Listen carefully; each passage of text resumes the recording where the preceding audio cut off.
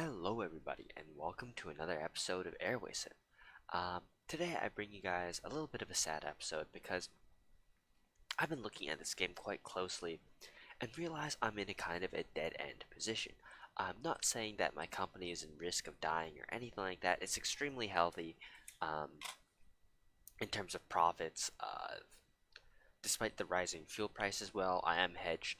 Um, my profits continue to be very healthy at 26% and 15%. Um, Respectively, pre and post tax, which they're not great amounts, but for a fully leased fleet and notoriously inefficient aircraft types of 747-400Fs, well, they're not notoriously inefficient. They're not as bad as like an Illusion 96, but they're pretty bad. Um, Now, the 747-200s I'm flying are just terrible. Most of them are barely making money despite flying on considerably large cargo demand pockets, so that was a mistake. Um, but yeah, none of this is the reasons why I've decided that I probably want to leave this game world. The reason if I've decided I probably want to leave this game world, or not, and maybe start a new airline in the same game world. Actually, I haven't decided yet. But it's just simply for the reason that Supreme Airlines, while not supreme and quite poorly run, uh, choosing to fly 5 fleet types is never an advisable decision. One, two, three, four, five. And even with a 6 fleet type on the order, there's no major jump in cost from flying 5 and 6 fleet types. There's a big jump from 3 to 4, and from 6 to 7. For some reason, the algorithm tends to favor factors of 3 in terms of number of aircraft fleets. So he's not going to run to a large problem there. And yeah, the reason I've decided that it's going to be near difficult or impossible to kill this guy is, first of all, he has a 4-year approximately a 4-year head start on me. Um, his airline was started at the very beginning of this world. My airline was started 2.5 years late, but the first thing that happened after I joined um, was unfortunately the events of 9/11. As you can see, I joined just a couple months before that, and that put a really large dent in cargo demand and passenger demand, and that meant my airline stalled out for the next 2 years. I just had to wait it out until I was profitable again after about a year and a half before I could continue to grow my airline. So I essentially I was unable to grow for a very, very long period of time. Um, you could consider, I guess, this airline's only 3.5 years old, in some sense. Anyways, now the reason why I think I can't kill this guy is because it's come to light to me among talking to some other experienced players that for fleet type penalty, which was the penalty I'm kind of counting on to have this guy die, is only about 10% margin, and that's simply not enough to kill a cargo airline. As you can see, he's sitting on 9% margin right now. I'm assuming because he had a large drop in profit, his hedge ended. Now, given he still has a 10% margin, or about a 15% pre-tax margin, I can deduct that his fuel break-even point is about 1200 USD. Um, I mean, my math is not exact, but it's going to be close enough. And the problem with that is fuel in this game only spends a year or two above 1200 USD. Um, and if you have the correctly timed hedge, you'll hardly spend any time at all paying 1200 USD uh, per ton of fuel. Um, yeah, with that in mind, there doesn't mean an airline's invincible just because his fuel break even now is good. Doesn't mean we can't compete with him, right? Well, here's the problem. Since I'm a newer airline, I don't have the same capital reserves as he does, and I'm flying an all leased fleet, and I can't fly the same aircraft against his owned aircraft.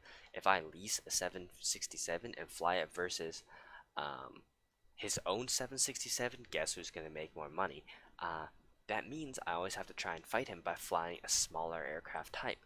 Now, in terms of cargo, there's literally only one option in Tokyo which can get good payload to North America and Europe, um, and that's the Boeing 757, which is smaller. I mean, you could argue the Tupolev Tu 204 is better, okay too, but it's so inefficient. It uses more fuel to fly less cargo than the 757. There's no real point to using it in a competitive environment.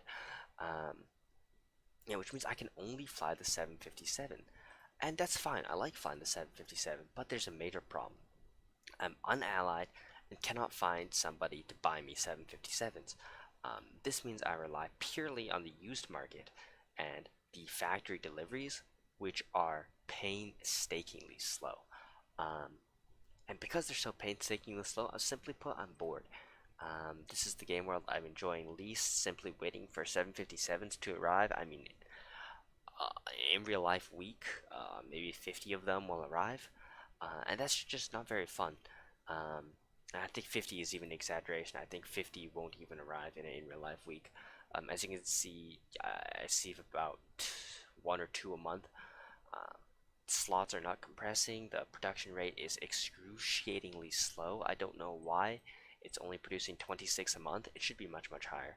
Um, if you take a look at some of my other worlds, which I'm enjoying a lot more, Airline Generations, this is kind of my established world. As you can see, I'm making 1.2 billion a week, which is kind of ridiculous. I'm swimming in money, 537 billion. Um, yeah, this amount of money, I could lose 20 billion a week for like a few years and not go bankrupt. I'm basically invincible. I can use this company to test whatever I like at this point, which is kind of nice. Um, One of the things I'm going to test is multiple fleet types. I'm going to add one fleet type, pass a week, and see how much profit I'm making. I'm going to go to 5, 6, 7, 8, 9, 10, 11, so on and so forth. In fact, if we take a look at my aircraft on order on this account, you can see I have one of every single aircraft type in order, so I can fly them all to see the arbitrarily designed effects of this game to punishing the use of multiple aircraft fleets. I kind of want to see what happens. So yeah, that's going to be an experiment oncoming. Um, but yeah, like this is an example of a world which is flown well. You fly two or three fleet types, you cover all the demand, and you kill your opponent. Now, this game was started in 1982. That gave me a lot more time to kill my competitor, who ended up dying in about 2007. Um, that kill took about 30 years to build up to. And in addition to that, I had somebody helping me deliver 757s. Thank you, Mozhawk, for ordering probably the first 400 757s that I used, and probably at least 200 of the 767s too. Thank you so much. Because yeah, without that, that would have been impossible. But yeah, with somebody helping me deliver hundreds of aircraft, it was possible to mount a kill and a comeback. But because I'm in somebody else's base in modern times, I'm completely on my own, which means I'm relying on factory deliveries, which, as I mentioned above, is just too slow. I can't wait. I'm getting bored. This is my new airline, which I made in Speed World. This is a really nice world because it plays at 50% higher speed than a regular world, and I also started it in um, Tokyo, but it's in Haneda, which is a lot nicer for cargo, and I'm enjoying this airline more in general. It's remarkably profitable.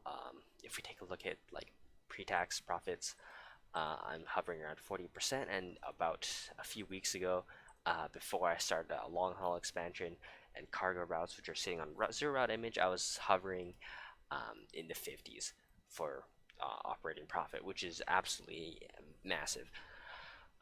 And yeah, I'm having a lot of fun in this world, and of course, I don't have a head start to deal with. I'm the farthest ahead in this entire game world, arguably bar one player in London. Um, but yeah, in terms of number of aircraft and number of passengers, I'm definitely first so far here, and I'm gonna gun for number one in cargo soon too. Um, because this is the speed world, I have to play it so much off camera in little bursts, otherwise you fall behind. Can't really make that a good series. So that all these factors combined has kind of led me to think, um, what is the plan? Well, I think it's time to restart our modern times. Now, the modern times is unfortunately a world which is my favorite game time. 2000 to 2030. This is the time where demand is the highest and the most interesting and best planes are available on the market.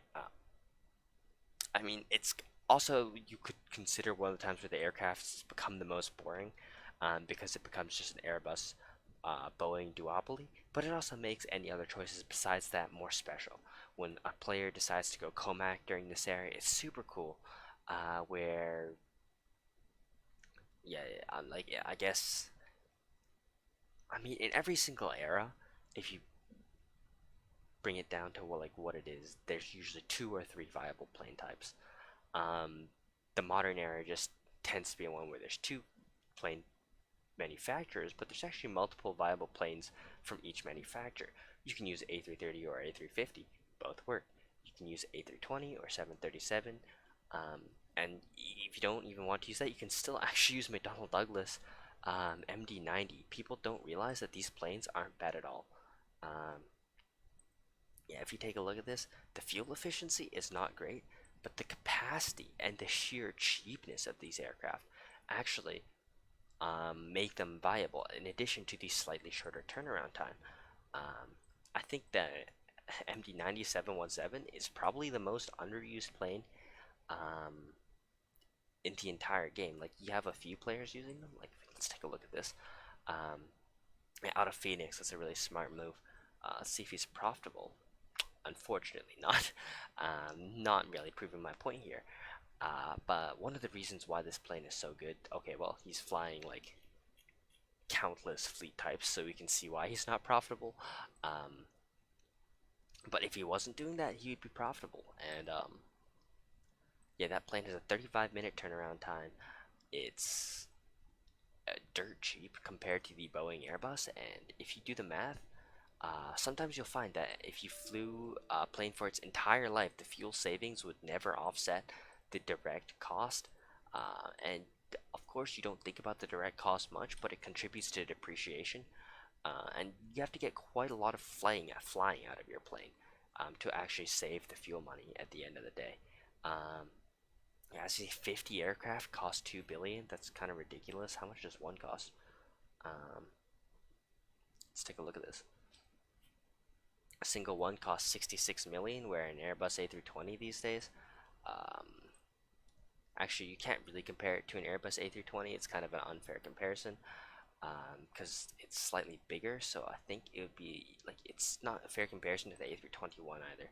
So let's just compare it to the A320 to give it kind of wait. This is the A330. What did I just click? An A320. Okay, I'm sitting kind of far from my screen. All right, everything looks the same.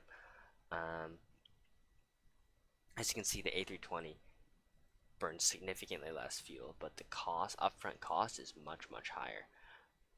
Why doesn't it say the upfront cost in a head-to-head comparison? That's one of the most important factors. Ah, kind of silly. Negotiate to buy or lease. No, that's not the button which shows you the cost. Okay, oh yeah, I didn't scroll down far enough. 88 million, so 50% more. Um, in exchange for 500 kilograms of fuel per hour, but also keep in mind that the MD-55 is a slightly larger aircraft with a slightly better turnaround, so you're making back a little bit of efficiency there.